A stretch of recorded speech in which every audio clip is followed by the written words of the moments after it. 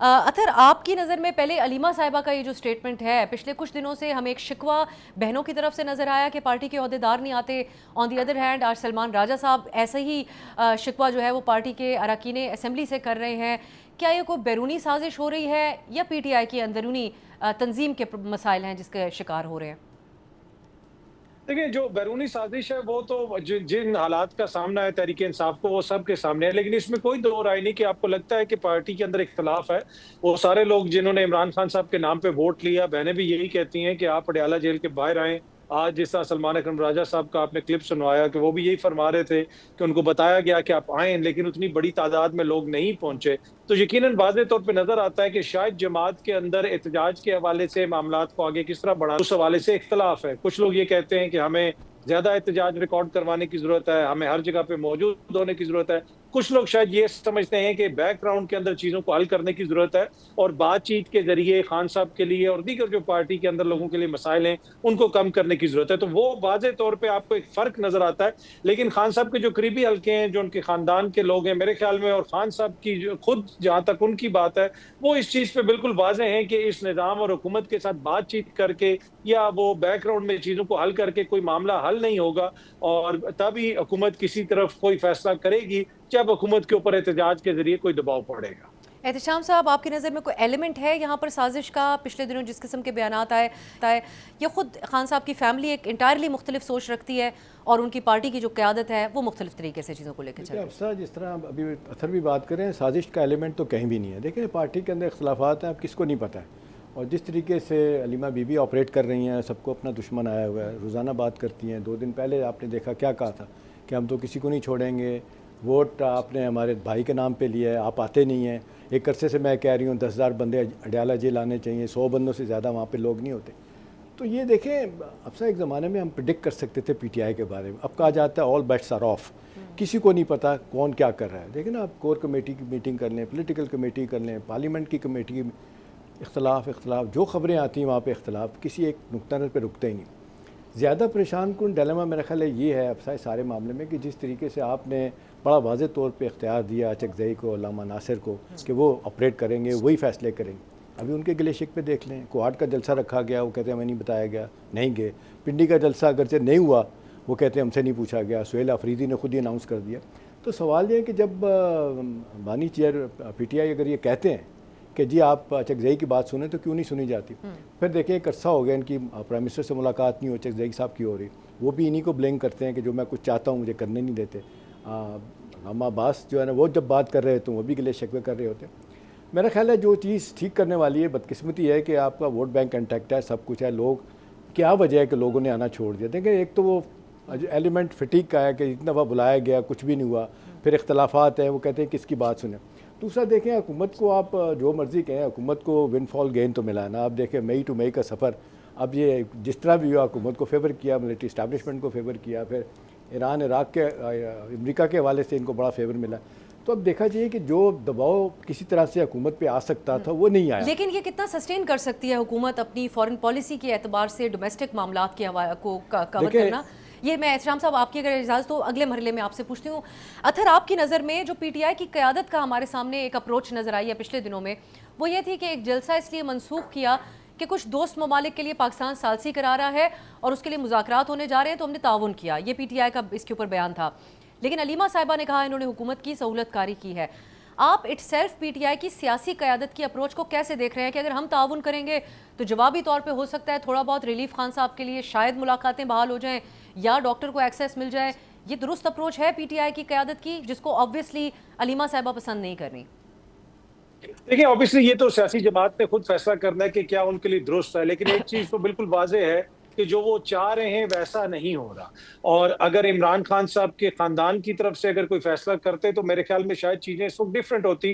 कारकुन जो है वाज़ेह तौर पे नजर आ रहा है कि वो खान साहब की बहनों के पीछे खड़ा हुआ है, क्योंकि उनका कोई मुकदमा हो, उनकी मुलाकात का दिन हो, खान साहब की बहनें आपको नजर आती हैं क़यादत के बहुत सारे लोग आपको मिसिंग नजर आते हैं।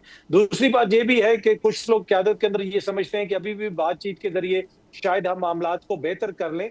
लेकिन आप देख लेना कि ऑपोजिशन के लिए गुंजाइश कितनी है, वो भी आपको देखना पड़ेगा कि 5-6 महीने तो अचकजई साहब के नोटिफिकेशन ही नहीं हुआ, ऑपोजिशन लीडर का नोटिफिकेशन ही नहीं हो सका। इसी तरह सेनेट के अंदर भी यही सूरत हाल थी।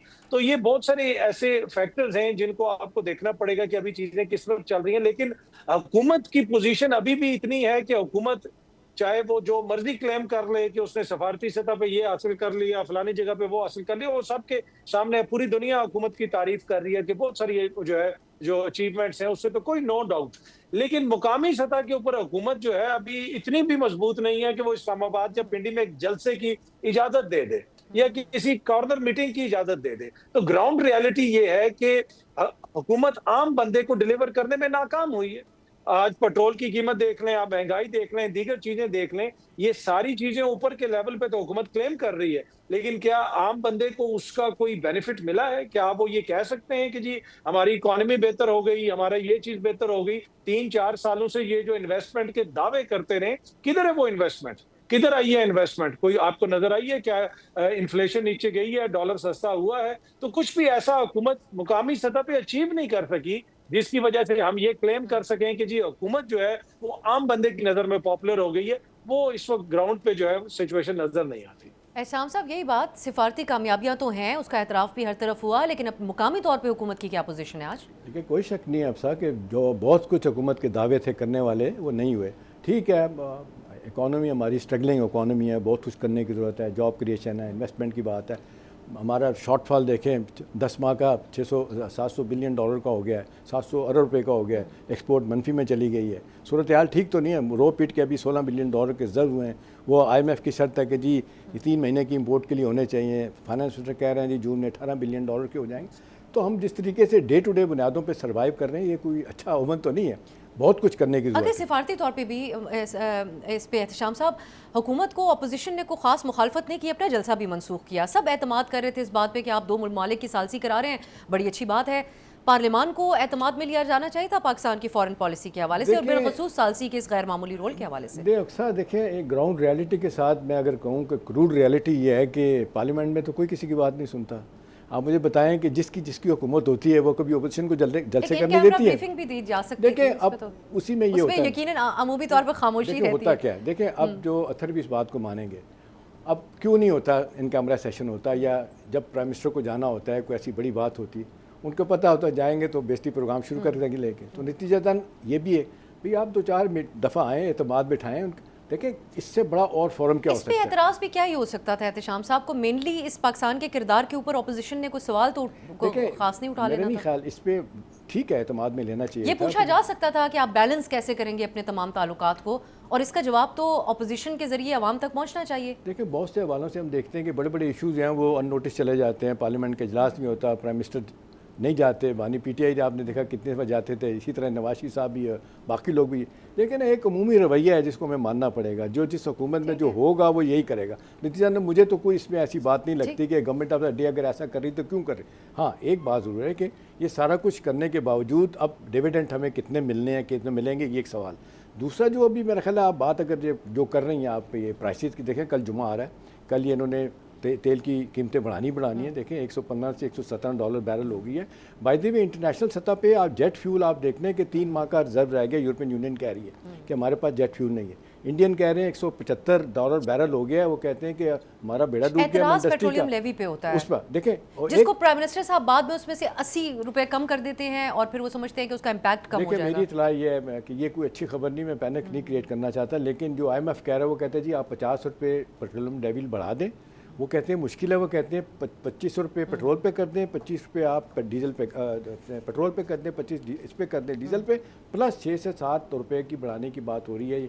अपना जनरल अच्छा, अब लेकिन लगता नहीं है कि इतनी आसानी के साथ होगा, क्योंकि लोगों को अंदाज़ा हो रहा है, गवर्नमेंट को अंदाज़ा हो रहा है कि ये फॉल बैक करेगा, ये बड़ा इनके लिए मुश्किल हो जाएगा इनके लिए इसको संभालना। लेकिन हुकूमत देखें ना यार, अब सा हम एग्जैक्टली इस वक्त 80,000 बैरल तेल पैदा करते हैं पाकिस्तान, 4.5 लाख हमें ज़रूरत है, 80% से ज़्यादा तेल इंपोर्ट करते हैं। आप देख लें हमारा इंपोर्ट बिल 12 से 15 बिलियन डॉलर का है, किधर से लेके आए? सब्सक्राइब करें और बेल दबाएं ताकि कोई खबर रह न जाए।